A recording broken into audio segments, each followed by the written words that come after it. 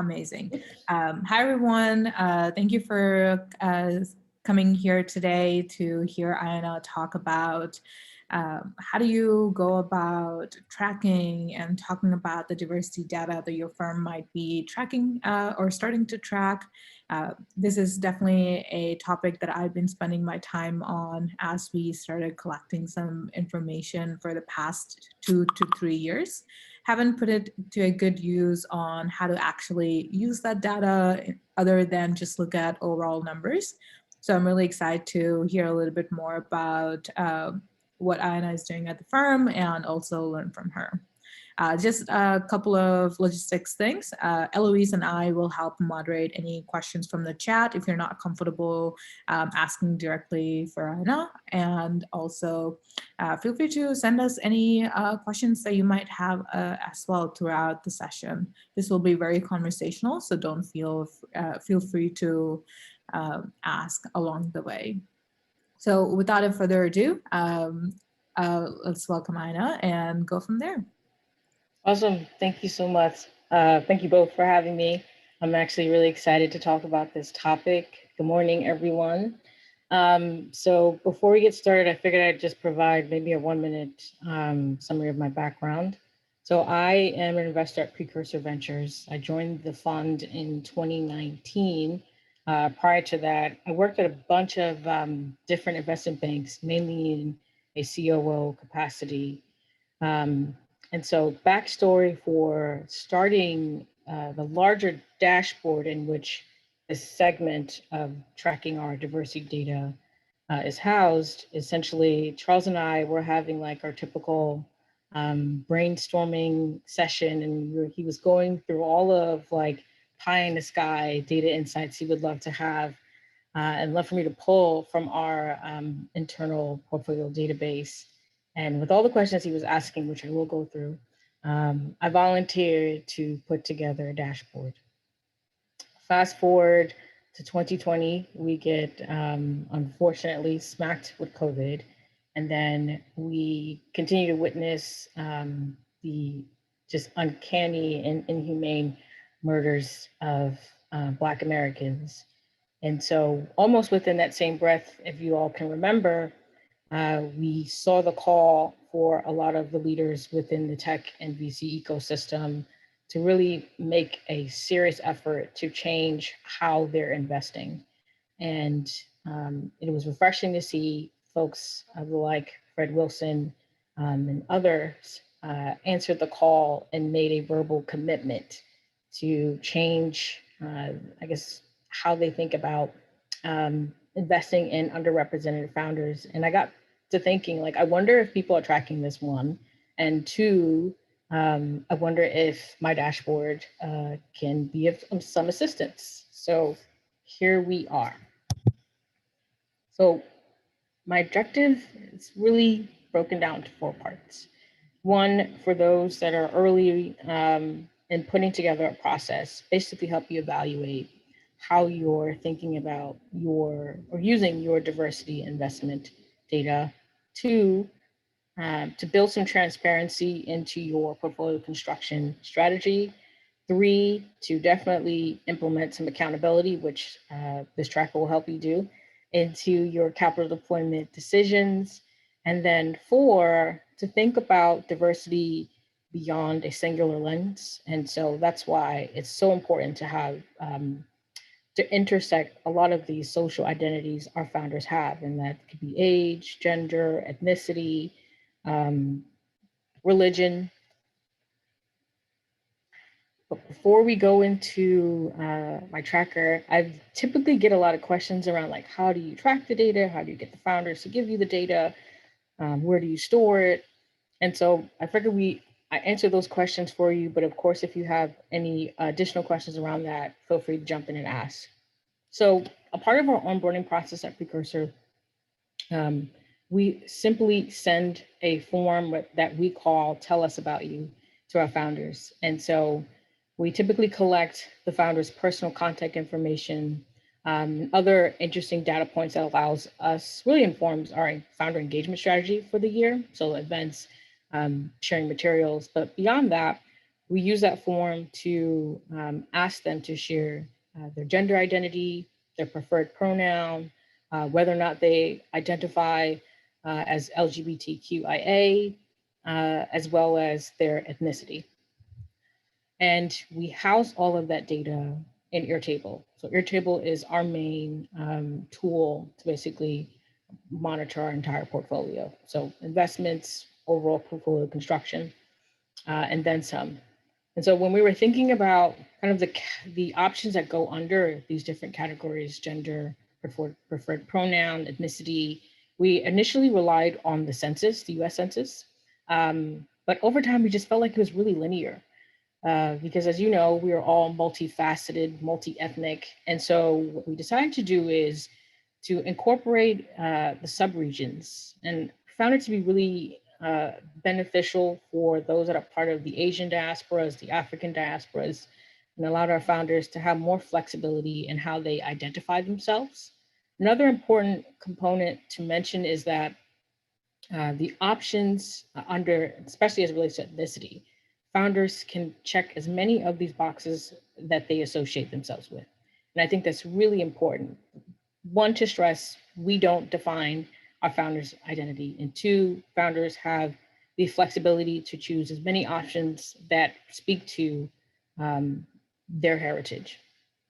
Now, outside of kind of relying on the census and then some, we've also relied on some other independent resources to help us, especially as we're framing the preferred pronoun. And there are a lot of just independent resource centers that are supporting the LGBTQ community, and that will really help as a guiding point in terms of just using the correct nomenclature. So definitely advise that you guys lean on these amazing resources. So outside of collecting this data at the top of onboarding founders into our portfolio, me enjoying data and being like a data person, a good practice that I do is like an annual review. And so founders will, more often than not, will opt out in sharing this data, and that's okay. So I think about data in terms of definitely quality. And so sometimes the caveat is the fullness, but the quality and the accuracy of the data is really important. And so wherever you realize there's a gap at the top of your onboarding process, I typically think it's a good idea to follow up at the end of the year and just do a review and say, hey, this is all the data points that I have on you. Can you verify this is correct? Or hey, has there been any changes? And for the most part, because they've been onboarded and are aware of our process at the top, they're open to either coming back and doubling down, or some will be consistent if they decide not to provide it at the top of the onboarding process and not fill it in at all. But that's okay.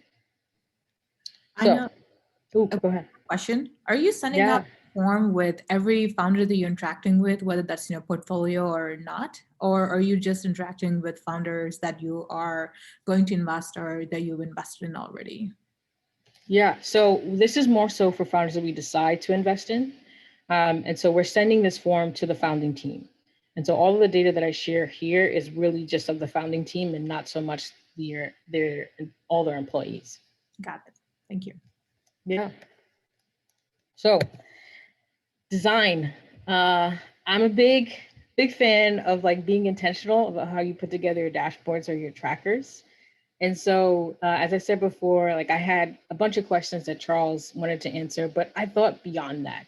And the questions that he really wanted to answer were around like portfolio construction. So how are we doing with investing in female founders? How are we doing with investing at the intersection, Black and Latinx female founders? And so that's great to have that portfolio count data and just to see your trend across the different funds, vehicles that we have. But I thought it'd be way more impactful to see that data point in terms of dollars. So like, how are we thinking about that in terms of our first checks, our second checks, and then getting kind of like a soft market read. And I'll go through that later on, but an idea of that is, hey, beyond your initial checks that you, of course, deploy to the founders, what's the total dollars raised? And so how is the market really receiving them? And of course, there are a whole bunch of other factors that come into play. So they may be in a space that's just unfavorable or just really really capital intensive. And so there's just not a lot of investors. But at the core, we can like strip some of that out. There's just some commonality where we kind of know undertone is just hard for underrepresented founders, especially Black and Brown founders, to raise first checks. Imagine that it's equally hard for them to raise follow-on rounds. And so being intentional about the initial questions you want to have, but also taking a step further and saying, hey, for your intended users, what do you want them to learn? What kind of conversation do you want to spark? And so that kind of flows into the second point. You know, a lot of people, when they think about dashboards, they think about visualizations, and folks love it because it's just an easy read. But my rule of thumb is if you get someone that asks you, hey, what's the data behind that? Put together some good tables, because you'll spend so much time putting together some beautiful charts and they're like, what's the data behind that? And they're just like, okay, they really just want to see a table. So that's my rule of thumb. Definitely have an idea of how people like to view data, but just, I say, save yourself some time and pay attention to those soft questions. And then 3, like anything in life, is telling a story. And there's no better way to tell a story than with numbers. And so I typically, as you'll see with some of the tables that I'll share with you, I structure my dashboard with starting out with a very simple summary. So summarizing a data point in its singular form. So if I'm trying to see, hey, how many female founders, how many non-binary founders have we invested in, how many transgender founders have we invested in, and if I want to see that across funds, that's just a singular view. And I think it's a good way to help the reader, to guide the viewer from top down, from starting out with a simple, before you start to intertwine different types of data. And then the keep it simple is, especially when you have so much data, it's so easy to put together a tracker that's overwhelming, which is all the data points. Be intentional about what you want to happen. So my thought process was, I want to influence how we think about our reserves, our reserve strategy. I want to influence, for the founders that are in the pipeline, how we're thinking about interacting with them, or for those that aren't in our pipeline yet, how we're thinking about reaching out to communities that are servicing these founders and how we can access that. So that was my intention. So I implore you to be intentional and really guide the user with this tracker. And then the most important thing with anything data is reflect, definitely take some action, and figure out how you can change your process as you're comparing data from a historical standpoint to current, and then iterate. And so I typically leave sections in my dashboard to take notes, to follow up with folks, to figure out what other data points that I should add or take away that would help guide the conversation. A part of that is building a process around reviewing your data. And so my team, we review our data every single week. And so that's important because we're allowed to be proactive versus reactive. And so as you're thinking about the frequency in which you want to have this discussion, keep that in mind. And honestly, the frequency will guide how you build your dashboard or tracker. Any questions before I jump into the actual tables? Okay. No, so I don't think we have any questions at the moment. Okay, so let's jump in. So this view is literally in line with what I said before, with starting out with something simple. And so as you can see, when we initially put together our form, we had kind of, like I said before, the basic components that you'll see in the US Census, but I've expanded to have more of a sub-region view. Quick caveat before I keep going, these numbers are dummy numbers. And so they're just for the purpose of this presentation. And so I would say, as you're looking through these different tables, don't focus on the numbers, but really focus on the purpose of the table. And then ideally, hopefully this will spark imagination on how you want to create the different tables or your overall dashboard. And so this is just a simple view because I'm a big fan of seeing trends, of looking at historical data and current. So your current data ideally should be whatever fund you're investing out of right now, and you should be comparing that to your previous vehicles. And so that one will allow you to say, really be honest about how you're progressing, just from a pure founder count. And so, excuse me, company count. And so what this is doing is saying, for all of the companies in the entire portfolio, how many of them have Black, Latinx, and you go down the list, founders within their company. So very straightforward, honest view of literally your portfolio construction. This is doing the same thing, but from a gender lens. And so depending on what social identity, what category you care about, of course, that will define what you analyze.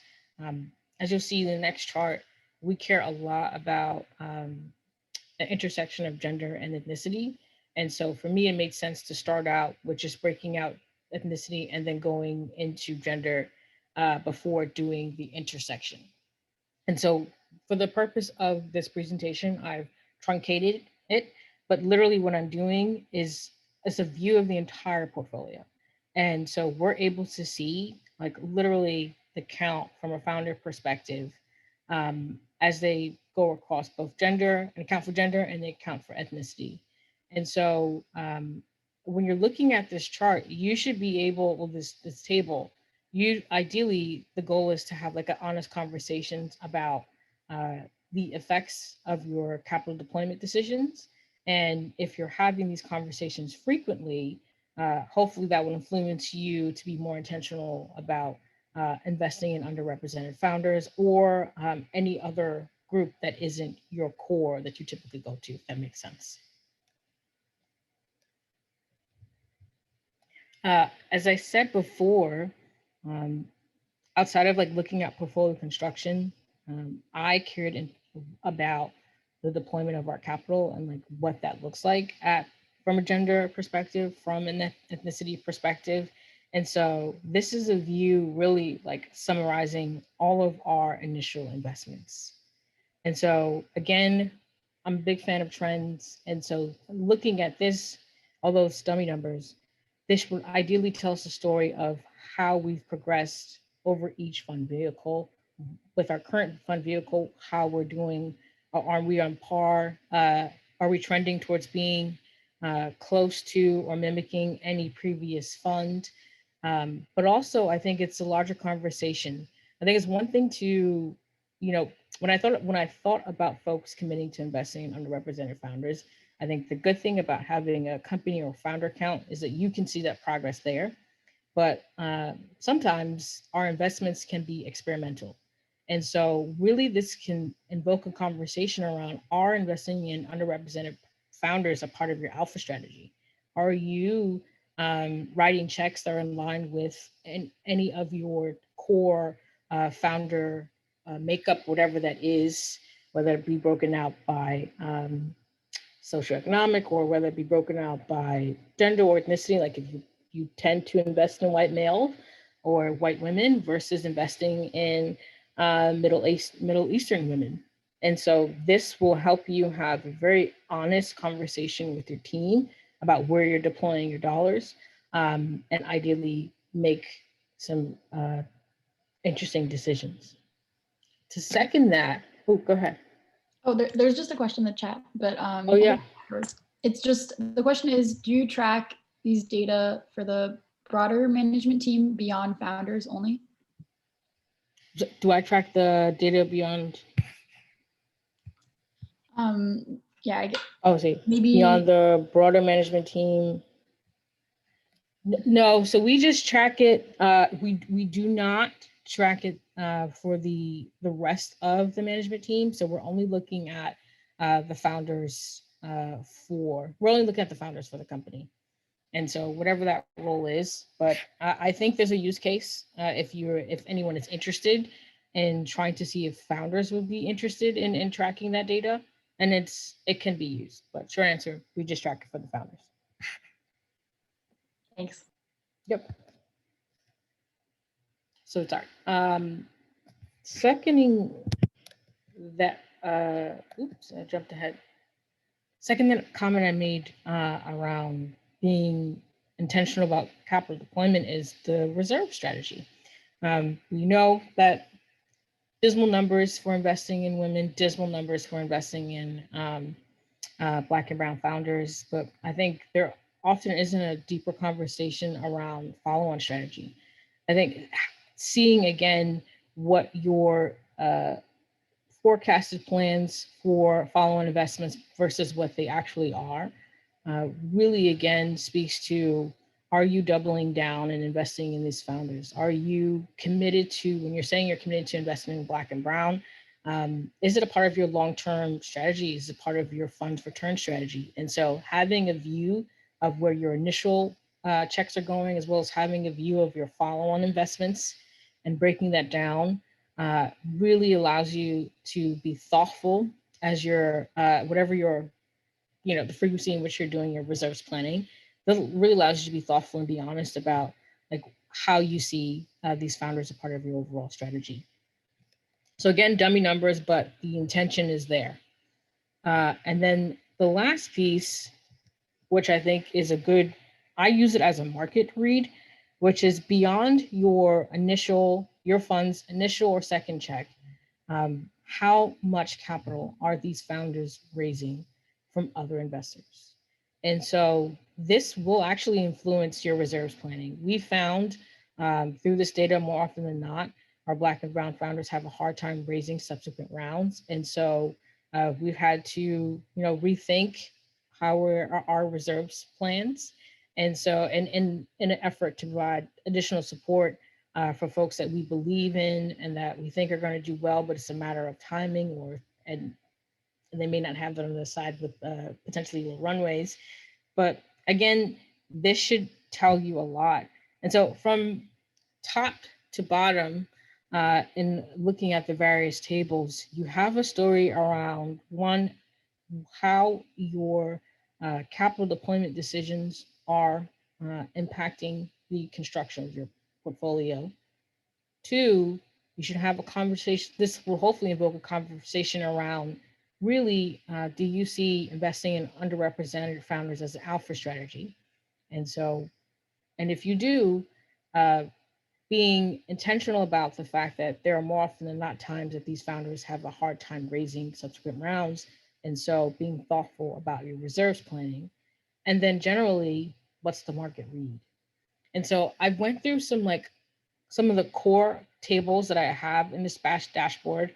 And there's a bunch of others, but I felt like this would be most useful to the folks on the call as you're thinking about putting together a tracker. So I'll end with a quote from my Shiro, Melody Hobson, and I love this quote from her, which is like, math has no opinion. And so basically get counting. And so if it's worth something to you, start counting it. And thank you guys so much for listening. So I'm open to take any questions that you guys have. Thanks. Vera, do you want to jump in and ask that question? Yeah, sure. Thank you. Thank you so much, Ayanna, for the presentation. I just want to know, how do you feel about tracking this data kind of initially via either any type of forms you put on your website as founders are contacting you for funding? What do you think about that, kind of just asking from the initial start? And does that deter founders when they know that they can't necessarily respond positively to any of those type of questions? Yeah, that's a great question. So we do not track that initially in terms of when we're engaging with our founder part in our pipeline. However, we use Affinity. And so more often than not, a lot of these founders have set up profiles with Crunchbase. And so that data is in Crunchbase. And so it will feed into our deal flow, our deal flow system. And so we're able to see that. I found that founders are definitely more open to sharing that data once they've been onboarded versus at the top of the funnel. Okay. I hope that answers your question. Yep, it does. Thank you. Sure. We have a question from Alex. The question is, do you track this data for founders that are in your pipeline or just for portfolio companies? I think you said pipeline, right? Earlier. So we track the data mainly for our portfolio companies, but as I was saying before, depending on like what system you use, we use Affinity. And so a lot of that diversity data Crunchbase has tracked and they've integrated into Affinity. So we're able to see some of it up front, but mainly, again, just for our portfolio companies. Thank you. Sure. Alex, I don't know if you want to ask the follow-up question too. Yeah, I think if might have answered it, and then Vera's question was actually very similar to mine. But you know, if you were to start looking at that data in your pipeline, how early would you suggest that we start looking at it if we are getting that from Crunchbase? How early? Yeah. I mean, I think you can look at it as early as you want, but I would say intent is important. So I think engaging with that data, if you know you're more likely to onboard, invest in that founder, I think that's helpful. Because then what you could do, you could do a couple of things. So if you start with looking at the data at the top of your funnel just for engagement purposes, you can compare what the top of your funnel looks like to once they've been onboarded. And so that will hopefully help you have some thoughtful conversations around how to change your sourcing strategy. Are you tapped into communities where you can mainly find Black and Brown founders or female founders? And then once they've moved down the funnel a bit, again, I think it's also, you can do a comparison between the top of your funnel and just before you invest. Because then you can start to say, hey, what is the gap in, not necessarily gap, but how am I conducting my due diligence process? Like, what is it about said group of founders as I compare the ones that I typically invest in to the ones that are underrepresented? What's the connection? So is there an alignment? Like, is there a character trait? We'll strip out the industry, right? So let's just say everyone's like go lucky B2B SaaS, and like we all love that. So, are there some things that I typically look for in my core set of founders that I invest in that are there within the folks that are in my pipeline? If there aren't, what do I need to, change about my due diligence process? What data points am I not extracting from these founders that will allow me to move them to the bottom part, for lack of better wording, of the funnel to the point where I'm going to invest in? So I think the earlier you engage with this data is important, but I think it's about the questions that you're trying to answer for yourself. So are you trying to change your sourcing strategy? Or are you trying to broaden your due diligence process? Which we all know that lens may not be the lens that you have for your core set of founders. And excuse me, that may be a little tricky, but core set of founders may not be best to overlay into founders that aren't a part of your network. And so you may have to think about what other data points you need to collect from them, or that's about it. I hope that answers your question. It does. Thank you. Sure. So we have a few questions in the chat. I'm going to ask mine first. Sorry, guys. Yeah. My question is, obviously this data is really helpful for having, an honest conversation with the team, but how do you go from there and like turn these insights into like next steps and decisions? And what kind of decisions are you making based on this data?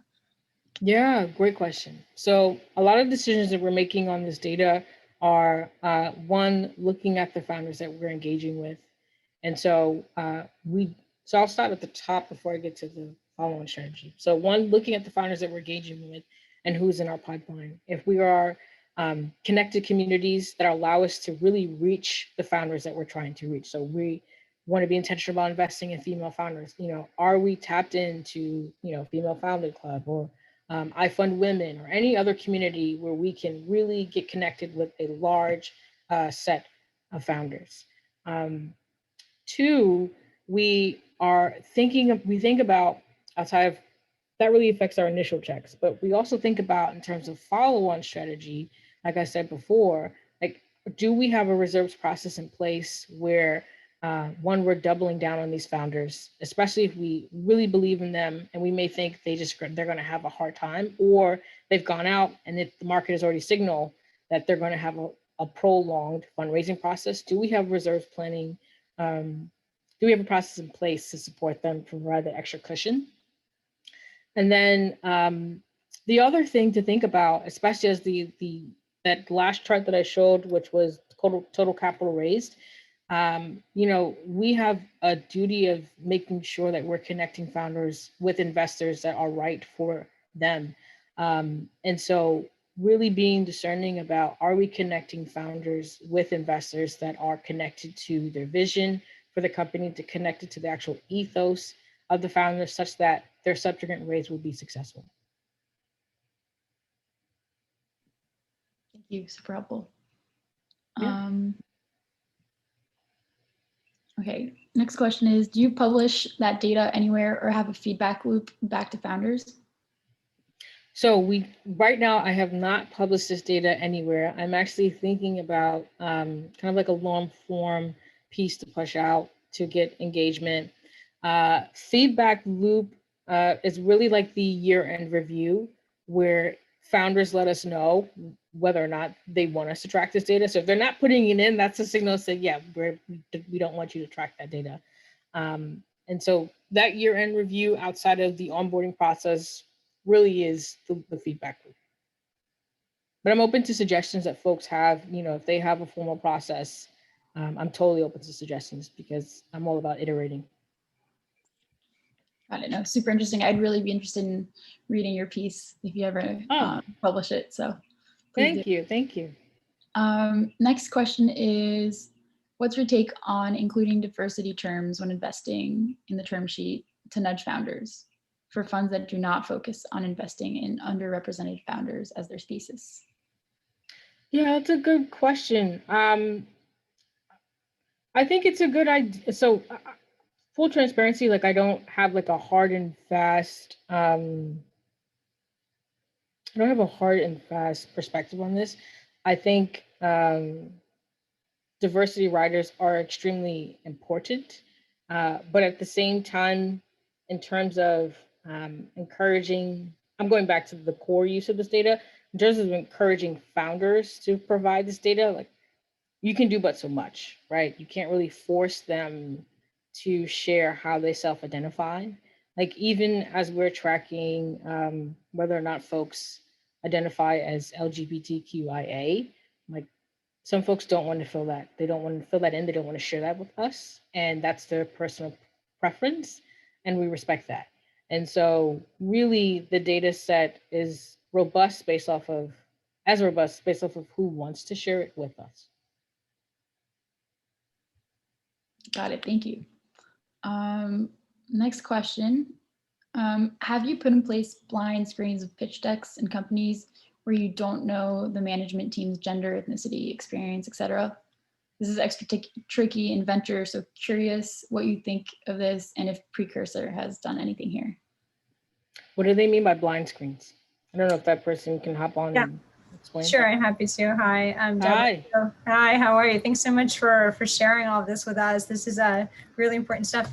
So one idea we've been floating is, is there a way that we can somehow screen the company and do like a first screen without knowing the management team? And of course, it's a double-edged sword because team is everything, as we know, but we're trying to remove any potential unconscious biases and want to be sure that we're trying to look at the concept, the idea, the company without that. And so that's probably pretty difficult to do, especially given how we get a lot of our deal flow. But I just was curious if this is something that you even thought about and if you had a point of view on it or tried anything out. That's a good question. So we don't have a formal process where we're trying to, I guess, put a screen, as you say, for a blind spot. But what we do, because one of the things we really care about is just meeting all founders, regardless of their pedigree, we have a form on our website. And so that form doesn't ask the founder to specify any of the social identity categories that I've mentioned here. And so really, from your initial comment, we're going off, our interest is purely based off of what they're building. Mm-hmm. So that's one. For founders in our network, that's a bit tough because at some point we're going to interact with them, right? And so we can't screen there. Yes. But I think the interesting thing about this dashboard that I put together is that will answer that question for you. So as you're looking at your portfolio construction from your current fund and looking, as you're thinking and trying to answer the question, how are you progressing? If you're seeing that you're on par with all of your historical data, well, then that kind of answers that question of you're not making that much progress. So I think it's hard. And I actually, I'm not a professional in unconscious bias training, but I do think as you're engaging with founders, it is hard to strip out their identity. And I don't think you should, because really that is intel that informs what they're building and makes them an exceptional founder. Mm-hmm. So I don't know if that answers your question, but short answer is we don't have a formal screening process. Sure. Fun fact about me, I have a 2-year-old, so she's now making her debut. I hear her. Sounds pretty sweet. I have a quick question. It sounds like it might be the last one. Oh, hello. My question is, do you also track where you're sourcing your different companies from your pipeline, and then do you break down like the diversity based on these different sources? So let's say, for example, the different team members on your investment team are doing outreach. Do you like break down the diversity profile of each person's outreach? So we don't break down the diversity profile of the person that's doing the outreach, but we do track the sources of introduction, which is like super, super helpful. It just so happened that our team where everyone is Black. And so I don't think we need to track that, but it is helpful to track, are we engaged with other communities that allow us to be intentional about our diversity goals? Yeah. And so we use Affinity for that a lot. And it's super helpful as we're doing like our quarterly reviews. We just take a look back and say, hey, are we connected with the communities that are servicing the founders that we're trying to reach? I'll clarify my question real quick. So I guess what I meant is, sure. So let's say a team member has a list of all the companies that they, reached out to. Do you take a look at that person's list of companies and try to figure out what, how diverse the pipeline is for that person specifically? And then that way you can advise them, I guess, specifically on how to. Oh, Gaia. So the we have not done that. Okay. But actually, I think that'd be a great idea. We have not done that, but tougher conversation to have. Yeah, I think so. I think it's a great addition to add to this. But I will say, I think each team member, given like we really care about this topic of investing in underrepresented founders, like we're pretty intentional about making sure we're tapped in to as many communities as possible that allow us to find these founders. It doesn't mean that we've hit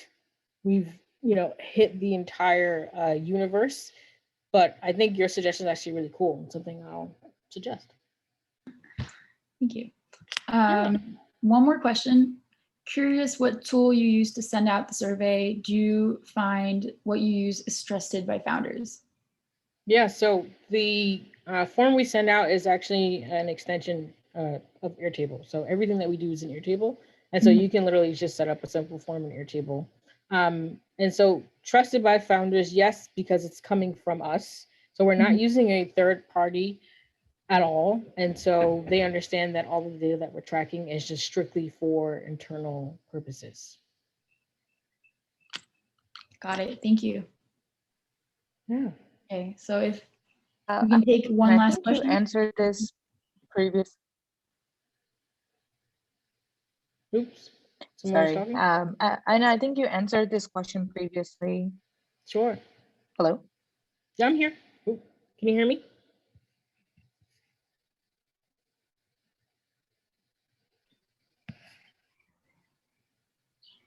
Was that Abhinaya? Her Wi-Fi is cutting out. I think she's going to ask the question in the chat. Okay.